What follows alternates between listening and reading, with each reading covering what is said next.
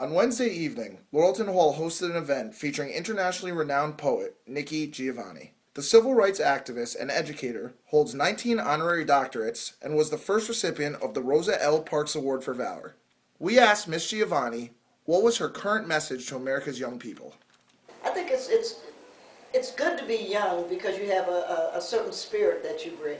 And if you talk to the older people, they bring a certain amount of maturity. So we get change, and change is always so important. But I think it's important that people think, and I think that thought has to be backed up with information.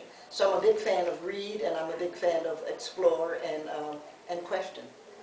Approximately 100 people showed up for the event, which was sponsored by the Frederick A. DeLuca Foundation.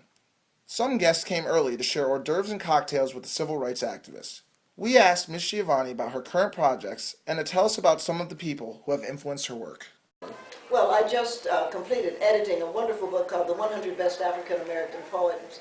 And if you only did the 100 best, you would go literally from Paul Laurence Dunbar to Imam Baraka. If you pushed it, maybe Tupac Shakur. Actually, it's all information, and I think any poet basically is a storyteller. And those of us who do poetry well, I think that's what we do best, is we tell stories. After the cocktail reception, the poet then took the Clavin Auditorium stage to speak about poetry, teaching, and her courage during the civil rights movement. Giovanni also spoke about her children's book, written about the life of Rosa Parks. And I wanted to present a great history of a great woman to them, starting with, the book actually starts, it's not a biography of Rosa so much as it is an exploration of December 1st, 1955. So I didn't try to overstate the background. These are things that they could find. But I did have information I wanted to share about December 1st. And so that's where the book started.